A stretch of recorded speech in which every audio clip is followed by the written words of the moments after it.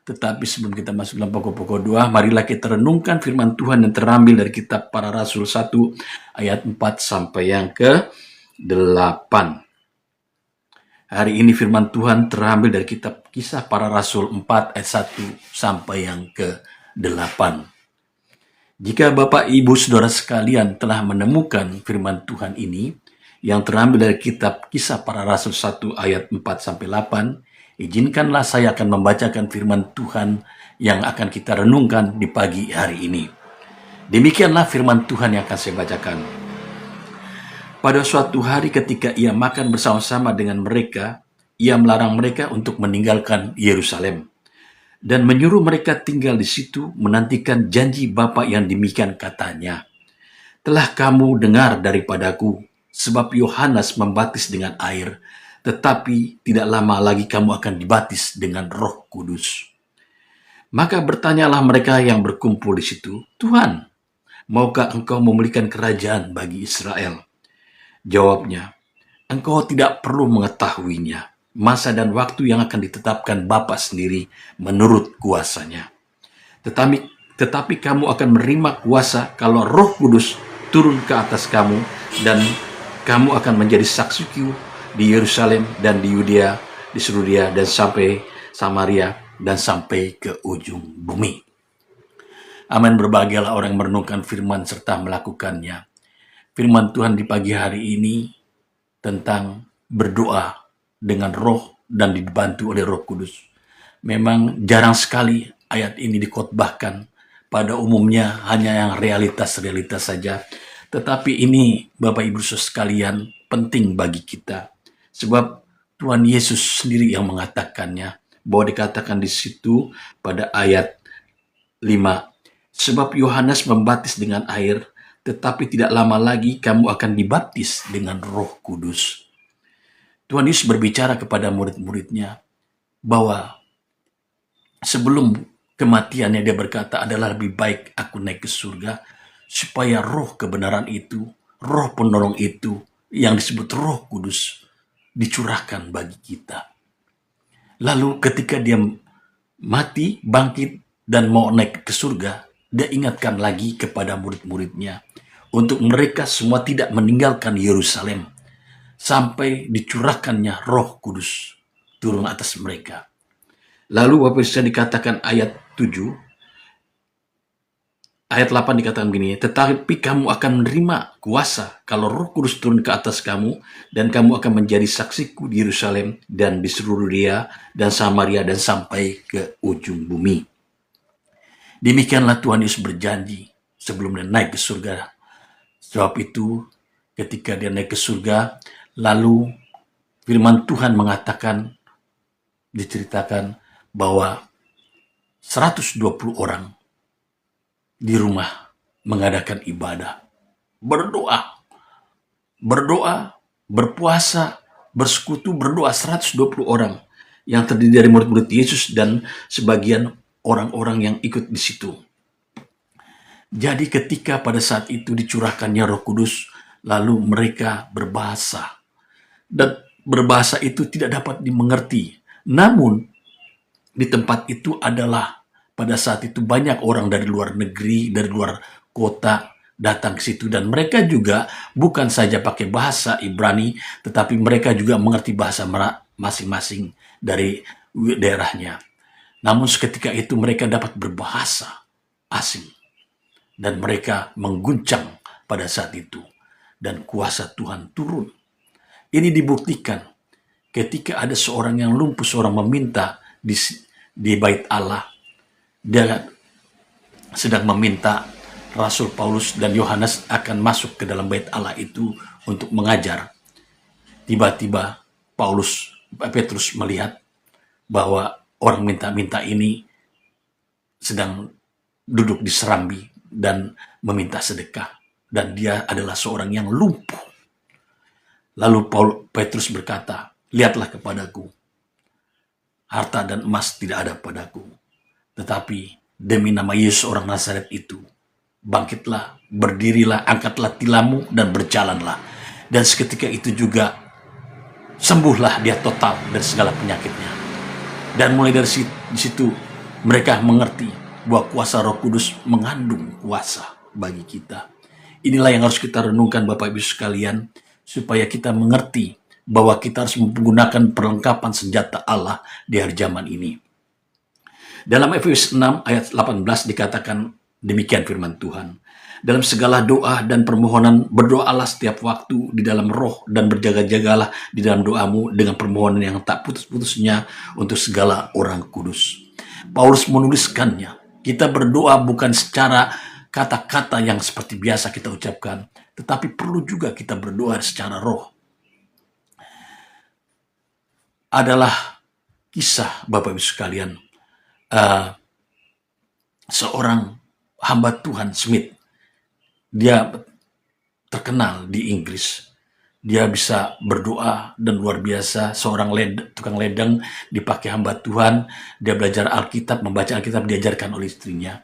Dan kemudian dia mendapat pelayanannya luar biasa dicatat dalam buku sejarah Alkitab. Bukan Alkitab, dalam sejarah kekristenan di Inggris.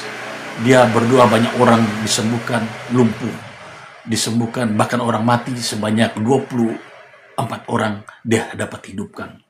Bahkan istrinya pun sudah mati, dia hidupkan. Lalu istrinya pun marah-marah, ngapain kamu hidupkan aku di surga lagi. Akhirnya dia berdoa untuk kembali dia ke surga. Ini cerita fakta dan nyata. Suatu ketika dia punya anak mantu, pelayananlah di Afrika. Dan tidak sangka di Afrika itu ada wabah yang luar biasa. Karena pada saat itu tidak ada handphone, tidak ada WhatsApp, tidak ada pager, tidak ada telepon. Jadi lewat telegram atau informasi surat menyurat. Karena masa itu di tahun 18. Jadi dikasih tahulah bahwa anak mantunya pelayanan penginjilan di Afrika mengalami demam. Sebab di sana sedang ada wabah penyakit yang luar biasa. Nah, pendeta Smith ini dan istrinya, mereka berdoa. Lalu berkata, kita berdoa dalam bahasa roh. Lalu mereka berdoalah dalam bahasa roh yang kata-kata yang tidak kita dimengerti. Roh sendiri yang akan menuntun. Alkitab mengatakan bahwa roh itu akan menuntun kata-katanya. Ketika dia berdoa dalam bahasa yang pertama, Tuhan tolonglah anak mantu saya, karena dia ada di Afrika dalam pelayanan penginjilan, lalu ada wabah di sana, engkau mau sembuhkan. Lalu dia terus berdoa, sampailah dia dalam kata-kata yang tidak dia dapat ungkapkan lagi.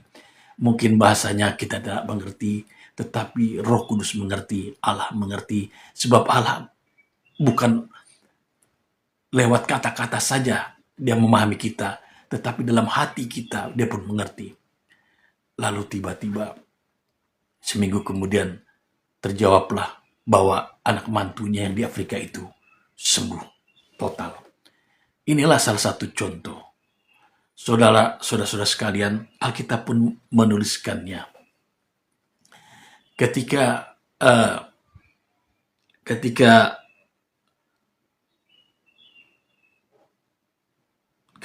pada saat itu kita tahu Daud, dia menuliskannya di Mazmur. Dia katakan, jangan tinggalkan rohmu padaku. Sebab Daud juga memahami apa artinya kalau hidup ini tanpa roh Tuhan. Kita tidak tahu apa yang akan terjadi. Tetapi kalau roh Tuhan ada pada kita yang dicurahkan dari surga, maka kita tahu bahwa kita dilindunginya, dipeliharanya, kita dijaganya. Sebab hidup kita ini adalah dengan iman. Kita tidak tahu apa yang terjadi di depan.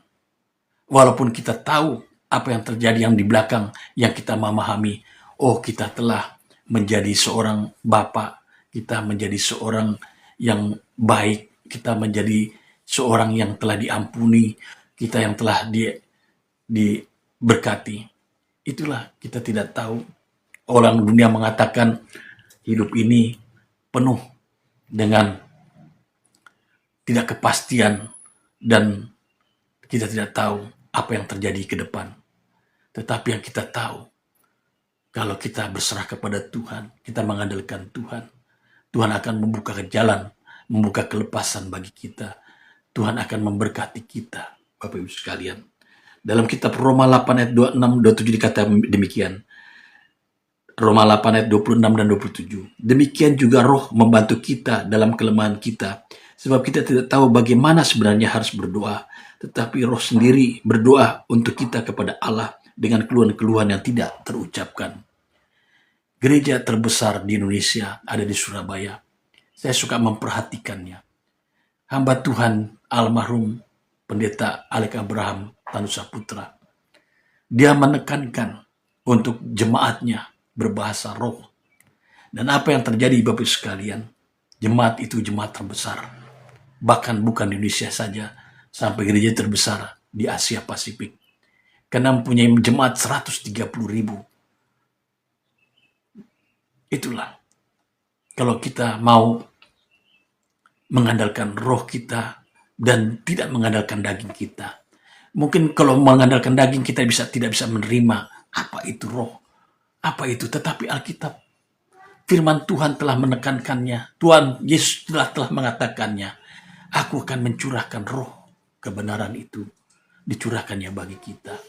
Hanya hidup kita ini, hati kita ini, pikiran kita ini mau nggak menerima dia. Sedangkan dia telah dicurahkan bagi kita. Sebab tidak baik kita hidup sendiri. Seperti dikatakan dalam kitab Kejadian, tidak baik seorang manusia itu hidup sendiri, maka diberikan penolong. Ini kita diberikan di hari zaman ini seorang penghibur, pengajar yang melindungi kita. Dunia ini tidak mengenal. Sebab dunia ini tidak mengerti. Tetapi roh itu adalah Roh Kudus. Roh dari Allah sendiri. Kalau kita memahami, punya pikiran dan hati, dan kita membuka hati kita, Roh Kudus masuk dalam hati kita, dalam pikiran kita, dia jamah kita. Dan kita, puji Tuhan, akan dipakainya sebagai alat ampuh dan luar biasa. Dia akan mengarahkan kita. Dan kita harus lemah lembut. Dan kita harus mempunyai hati yang benar. Karena roh itu sensitif sekali. Tidak boleh dikecewakan. Tidak boleh kita mempunyai hati yang terus seperti babi kembali ke kumbangannya. Selalu ingin kecenderungannya berbuat dosa, melakukan kejahatan. Stop. Kalau engkau ingin dipenuhi Roh Kudus, kalaupun ada kau mengalami itu, cepat minta ampun kepada Roh Kudus. Minta ampun. Lihatlah. Saya telah mengalami banyak hal, Bapak Ibu sekalian. Ketika saya bergaul dengan Roh Kudus, saya diberkati Tuhan yang sangat melimpah. Saya telah dipasang ring jantung. Saya tahu bagaimana serangan jantung dahsyat bagi saya. Tetapi ketika Roh Kudus menjamah saya, akhirnya dari serangan itu yang boleh dikatakan fatal bagi saya, karena rata-rata dari pembuluh saya itu udah 99%. Akhirnya saya serahkan kepada Roh Kudus. Lalu ada anak Tuhan, seorang dokter. Dia membawa saya ke ruang operasi untuk dipasang ring. Ketika saya dipasang ring, saya lihat zaman Roh Kudus luar biasa. Lalu apa yang terjadi Bapak Ibu sekalian? Saya disembuhkan. Saya dipulihkan. Bahkan dikatakan dokter itu, Bapak Pendeta, mau nggak ditambahin lagi untuk 2-3 lagi ring? Saya bilang nggak usah, 1 aja cukup. Dan Tuhan memberkati saya dengan limpahnya. Saya dapat pelayanan penginjilan luar biasa, Bapak Ibu sekalian. Saya lihat bagaimana kuasa Tuhan terjadi. Saya mendoakan ketika ada kebaktian kebangunan rohani, diminta saya untuk menjadi konselor pendeta. Saya tahu, saya tidak memandang rupa karena Tuhan tidak memandang rupa, apapun saya kerjakan. Lalu diminta konselor, saya berdoa kepada Roh Kudus untuk memimpin saya, mendoakan orang-orang sakit, mendoakan orang-orang yang bermasalah, mendoakan orang yang bergumulan, supaya mereka dapat berkat Tuhan, dapat dibukakan pikiran Tuhan dan disembuhkan.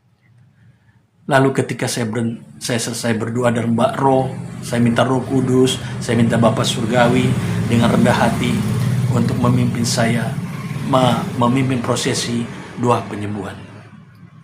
Dan berbarislah orang-orang lumpuh di situ dengan kursi roda. Saya mau berdoa untuk mereka kesembuhan ilahi dengan tidak cara daging, dengan memaksa-maksa, tapi cara roh.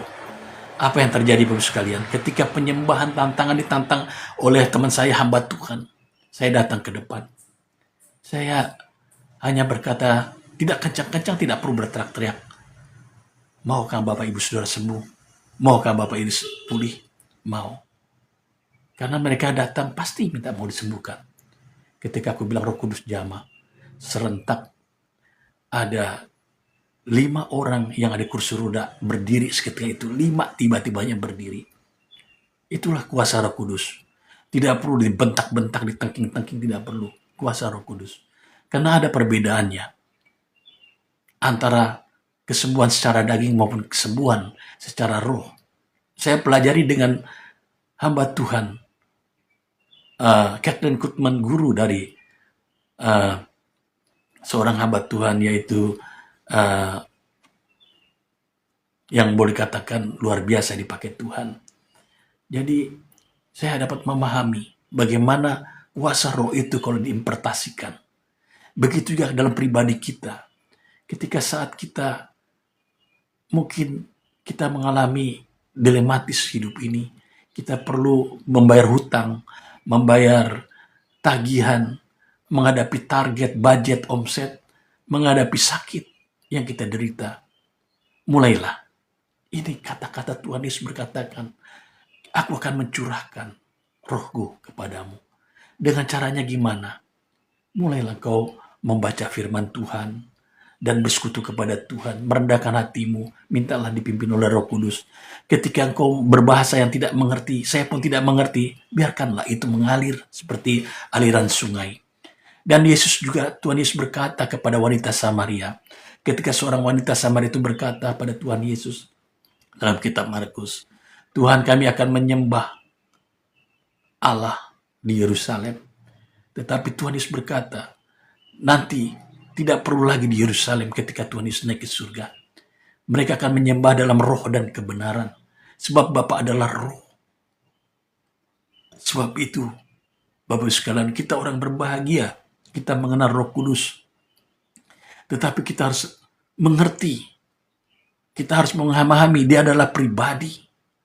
Dia ada sama dengan Yesus. Dia seorang pribadi sama dengan kita, mempunyai perasaan hati dan pikiran. Tetapi dia Tuhan.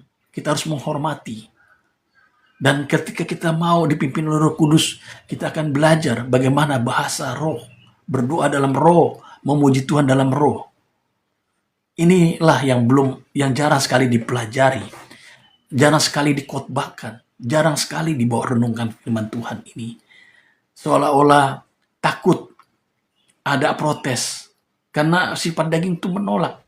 Bagaimana pola dan cara kita hidup dalam roh. Sebenarnya sederhana Bapak sekalian. Nggak perlu kita berteriak-teriak. Kadang-kadang dalam hati saja kita menyembah. Dan kadang-kadang kita diurapi ketika kita naik mobil, naik motor. Tahu-tahu kita bisa berbahasa, mengatakan yang tidak kita mengerti. Biarkan saja itu mengalir. Itulah Roh Kudus mengajari kita. Sebab dikatakan dalam Roma 8:26 dan 7, demikian juga roh membantu kita dalam kelemahan kita. Sebab kita tidak tahu bagaimana sebenarnya harus berdoa. Tetapi roh sendiri berdoa untuk kita kepada Allah dengan keluhan-keluhan yang tidak terucapkan. Jadi Roh Kudus akan memimpin kita. Bapak Ibu sekalian, saya juga memahami banyak sekali penolakan pengajaran ini. Tetapi inilah yang perlu kita renungkan di pagi yang indah ini. Bahwa Tuhan Yesus ajarkan dan para rasul juga mengajarkannya. Perlu kita bergaul dengan roh. Sebab Bapa di surga, Tuhan Yesus duduk di sebelah kanan di surga. Tetapi dia tidak meninggalkan kita. Dia curahkannya rohnya kepada kita. Sampai kita kembali kepada dia. Sebab kita adalah milik kepunyaannya. Sejak awal kita diciptakan oleh jari-jarinya. Dibentuknya kita. Kitalah imamat rajani, anak kesayangannya dia. Sebab itu Tuhan Yesus berkata kepada Maria, kepada murid-muridnya, jangan engkau menyentuh aku ketika dia mati telah bangkit. Sebab aku akan pergi kepada Bapa di surga, Bapakku dan Bapakmu. Jadi Bapak Ibu sekalian, Roh Kudus akan mengajari kita. Dan kalau kita berikan kebebasan, kita mengerti, oh kita nonton film yang porno tidak baik adalah tidak pantas di mata Tuhan. Maka kita akan mendelete. Oh konten-konten mengandung suatu hal yang tidak baik. Langsung kita delete. Begitu juga kalau orang teman-teman mau ngajak, ayo kita bergabung untuk hura-hura apa segala macam. Roh Kudus akan bergerak di hati pikiran kita. Jangan. Ketika kita digoda oleh seorang perempuan yang nakal, Roh Kudus bilang, jangan. Sudah jangan. Ketika kita mau coba pasrah kepada seorang laki-laki yang ganteng, ketika Roh Kudus berkata dalam hati kita, tidak perlu kau lakukan itu. Sebab yang di rumah lebih ganteng, yang lebih setia. Langsung kita putuskan. Inilah sikap kita kalau bersama dengan Roh. Kita dapat mengadakan suatu pilihan bagi hidup kita. Lalu kita juga sensitif. Kita dapat perlindungan dan anugerah. Tuhan Yesus berbicara bukan saja soal rohani, diberikannya makan roti, ikan. Tetapi kita harus juga berbicara tentang rohani. Kita tidak ditinggalkannya seperti anak kehilangan induknya. Ada Roh Kudus. Roh Kudus adalah Roh Allah. Roh Bapa yang di surga, yang maha mulia. Ketika engkau menghormati, menghargainya, dan memuliakannya, percayalah, apa masalahmu, apa pergumulanmu, apa sakitmu, dialah jawaban. Dia akan mengarahkan kita. Asal kita bertekun merenungkan firman Tuhan, bertekun bersekutu dengan Dia. Lalu dikatakan dalam 1 Korintus 14 ayat 14 dan 15 dikatakan begini. Sebab jika aku berdoa dengan bahasa roh, maka rohkulah yang akan berdoa, tetapi akal budiku tidak membuahkan hasil. Jadi apakah yang harus kau perbuat? Aku akan berdoa dengan rohku, tetapi aku akan berdoa juga dengan akal budiku. Rasul Paulus mengatakannya dalam kitab 1 Korintus 14 Kita harus memulai juga dengan akal budi berdoa. Seperti Bapa kami di kerajaan surga. Lalu kita juga harus berdoa dengan roh. Ketika kita masuk dalam prosesi roh, biarkanlah apapun kata-kata kita ucapkan. Tetapi tidak perlu juga kita teriak-teriak. Tidak perlu juga kita, kalau Roh Kudus meminta kita dalam hati, biar kita dalam hati kita berdoanya. Inilah yang kita harus renungkan. Kita harus mempunyai perlengkapan senjata Allah yang sangat luar biasa, yaitu Roh Kudus yang mengajari kita. Dan kita harus berdoa dalam roh dan kebenaran. Lalu dalam kitab Yudas 1 ayat 20, akan tetapi kamu saudara-saudara yang kekasih, bangunlah dirimu sendiri di atas dasar imanmu yang paling suci, dan berdoalah dalam roh. Yudas adalah seorang murid Yesus juga. Tapi bukan Yudas Iskariot yang menuliskan ini. Dia menuliskannya dengan lewat kuasa firman Tuhan. Kita harus mengerti. Kita harus mendasari iman yang paling suci dan berdoa dalam roh. Kita hidup ini beriman bahwa kita akan masuk surga, amin. Bahwa kita akan diberkati, amin. Bahwa kita akan disembuhkan, amin. Bahwa kita akan diberikan terobosan rezeki yang melimpah ruah, amin. Rekening kita akan diberkati, amin. Anak-anak kita akan sehat, makanan mereka akan bergizi, amin. Semuanya kita amin, kita hidup dalam iman. Tetapi dikatakan kita juga harus berdoa dalam Roh Kudus, minta pimpinannya. Supaya yang datang itu berkat Tuhan yang melimpah. Hana adalah seorang yang mungkin mandul, yang mungkin sudah kecewa luar biasa. Dia tidak punya anak. Dia dinyek oleh madunya, Penina. Dan Penina ini dapat melahirkan seorang anak. Hana pintar. Dia datang kepada Tuhan. Dia datang ke bait Allah. Dia berdoa akal budi. Lama-lama dia berdoa dengan roh. Lalu ada di situ Alkitab mengatakan dalam kitab 1 Samuel, Imam Eli. Dia bertanya, Hana, mengapa engkau berdoa dengan komat kamit? Inilah kalau kita sudah masuk dalam doa yang dipimpin roh, kadang-kadang kita tidak mengerti. Lalu apa yang dikatakannya? Tuhan telah menjawab doaku. Dan setahun kemudian dia berhubungan dengan suaminya. Dan dia dapat melahirkan seorang anak, yaitu Samuel, seorang nabi besar yang telah mentahbiskan Raja Saul dan Raja Daud. Di situ dikatakan, ditulis dalam kitab Samuel, Hana tidak mengerti lagi berdoa secara akal budi karena dia memang raung-raung meminta kepada Tuhan tanpa sadar rohnya dipimpin oleh Roh Kudus untuk berdoa. Dan disitulah Bapa di surga menyelidiki hati kita. Ketika hati kita benar, hati kita lurus, percayalah, Roh Kudus berkenan. Dan saya percaya engkau yang ada yang mengerti, memahami firman Tuhan ini, engkau akan menjadi seorang penginjil besar. Seperti Tuhan Yesus katakan, kuasa ini akan turun kepadamu, dan engkau akan beritakan Injil mulai dari Yerusalem, Yudea, Samaria, sampai ke ujung bumi. Engkau akan dipakai Tuhan luar biasa. Rata-rata hamba Tuhan dipakai Tuhan luar biasa. Mereka bergaul dengan Roh Kudus. Bukan secara daging, tetapi secara roh. Dan mereka dapat membuktikan bahwa mukjizat itu masih ada.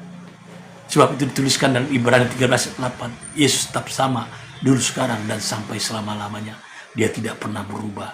Orang buta dicelikan, orang lumpuh dapat berjalan, orang timpang dapat disembuhkan, orang mati dibangkitkan, dan semua merahkah dosamu seperti kemiji akan putih seperti salju, kotorkah seperti kan kusumbah dosamu akan putih sepuluh domba, dalam kitab Yesaya, dengan digenapinya firman Tuhan. Jadi Bapak Ibu sekalian, marilah kita renungkan. Kita harus percaya bahwa Roh Kudus akan memimpin kita. Bahwa Alkitab mengatakan rohnya telah dicurahkan, dia ada pada kita. Maukah kita mengaktifkannya? Maukah kita bergaul dengan dia? Maukah kita mengasihi dia? Sedangkan dia dari roh, dari Bapa surgawi. Roh Kristus yang agung dan maha mulia sudah diberikan kepada kita bagi orang yang percaya. Amin. Tuhan memberkati. Mari kita akan berdoa, Bapak Ibu sekalian. Bapak, terima kasih di pagi hari ini dalam renungan dan pengajaran yang luar biasa, bahwa kami perlu bersama memahami bahwa Roh Kudus adalah pribadi yang agung dan maha mulia dari Bapa surgawi, Tritunggal yang Esa ini. Bapa, biarlah rohmu itu memimpin kami senantiasa. Roh Kudus, pimpinlah akal hati dan pikiran kami, supaya kami berjalan menurut rencana dan kehendak-Mu. Ajarilah kami merenungkan firman Tuhan setiap hari. Ajarilah kami berjalan menurut rencana kehendak-Mu. Jikalau di pagi hari, siang, sore, malam hari ini Tuhan, kami mengalami harus menghadapi persoalan, pergumulan, beban masalah, beban kepicikan hidup berumah tangga, beban perdagangan, beban jodoh, beban pergumulan apapun juga, kami percaya sekali-sekali Engkau berkata tidak pernah meninggalkan kami. Engkaulah Allah yang agung, tidak pernah meninggalkan kami. Sebab kami adalah anak-anak-Mu yang dikuduskan di dalam Yesus Kristus Tuhan 2000 tahun yang lalu di Bukit Golgota, dengan harga mahal dan lunas oleh darah Kristus di atas kayu salib. Lunas kami dibayar. Kami adalah anak-Mu, di mana kami dapat mengerti bahwa Engkau Bapa, Engkau Yesus yang agung, Engkau Roh Kudus yang maha mulia. Pimpinlah kami Tuhan mendapat terobosan. Bukakanlah jalan kelepasan, kelegaan, damai, sejahtera, sukacita, supaya kami diberkati hari ini. Berikanlah kami makanan kami yang sehat dan bergizi. Berikanlah kami kesembuhan kalau kami sakit. Sebab firman berkata, selai rambut di kepala pun tidak akan jatuh tanpa izin Bapa. Dan Yesaya 53 ayat 5 mengatakan, oleh bilur-biluris kami disembuhkan, dan kami menolak mematahkan segala penyakit dalam tubuh kami. Kami usir keluar dalam nama Yesus Kristus, dan kami peroleh kesembuhan. Dan kami juga mematahkan niat-niat orang jahat bagi kehidupan kami. Tolak dalam nama Yesus. Biarlah kehidupan kami mendatangkan orang baik, menghasilkan pekerjaan baik, serta keuntungan baik. Berkat Tuhan dilimpahkan bagi kehidupan kami. Bapa, biarlah rohmu memimpin kami dalam perjalanan kehidupan kami sampai selama-lamanya. Sebab Engkau tidak akan meninggalkan kami. Pimpinlah kami Tuhan, bagaimana kami harus berdoa dalam roh, bagaimana kami menyembah dalam roh, bagaimana kami bersekutu dalam roh, dan bagi kami merenungkan firman Tuhan dalam Roh Kudus. Roh Kudus, Engkaulah Allah yang memberkati kami, mengerti, memberitakan bahwa kamilah adalah anak-anak Allah, bahwa kami adalah putra-putra Allah. Sebab itu, biarlah berkat-Mu atas kami melimpah. Berikanlah kami sukacita, damai yang diberikan oleh Yesus Kristus yang agung. Biar hari ini Tuhan, pada pagi, siang, sore, malam hari ini, kami diberkati dengan limpahnya. Bagimu lah segala puji, hormat, syukur, dan kemuliaan. Di dalam nama Tuhan Yesus Kristus kami berdoa syukur. Amin. Amin Bapak Ibu sekalian. Nanti kita akan merenungkan bagaimana kita menyembah dalam roh dan bersama dengan Roh Kudus. Hari ini kita merenungkan, kita berdoa dalam roh seperti para rasul tadi telah menuliskannya. Jadi Bapak Ibu sekalian, saya bersyukur kalau ada juga permohonan doa, tolonglah ke WhatsApp di 08 211 497 8028. Karena 2 orang saat besar khasiat doa itu. Apa pergumulanmu, beban masalahmu? Jangan ditelepon, karena di telepon saya agak kelabakan, banyak sekali yang telepon bombastis. Kadang-kadang saya nggak mengangkat lagi karena banyak sekali yang menelepon. Tapi intinya sama, supaya kita sama berdoa, sama-sama dibukakan jalan kelepasan atas segala beban, pergumulan, dan segala penyakit. Dan juga saya juga berharap Bapak Ibu sekalian untuk mendukung pekerjaan Tuhan yang kami lakukan, di mana kami juga akan membuka lagi untuk mereka yang di pinggiran kereta api di Senen, dan di mana di situ juga saya telah ada gedung di situ untuk bersekutu beribadah di Tanah Tinggi 1 banyak sekali, dan saya rencanakan juga untuk di Tanjung Priok menjangkau jiwa-jiwa yang lain. Jadi Bapak Ibu sekalian, dan juga mungkin akan dibuatkan studio untuk siaran langsung karena banyak lagi permintaan dari Facebook, dari yang lainnya media sosial untuk saya mengadakan siaran langsung dalam doa pagi. Bapak Ibu sekalian, saya Pendeta Horas Sumbing mengucapkan selamat beraktivitas, selamat berkegiatan. Kiranya Tuhan memberkati dengan limpah. Rekening saudara dilimpahkan, saudara diberikan terobosan-terobosan, saudara diberkati. Percayalah, kalau engkau berjalan dengan Tuhan, tidak ada yang mustahil. Tidak ada hal yang tidak engkau akan lewati dengan sukacita dan sukses dan berhasil. Percayalah kepada Tuhan dengan segenap hatimu, dan jangan bersandar pada segala pengertian kita. Tuhan memberkati. Sampai jumpa lagi di dalam doa pagi. Tuhan memberkati.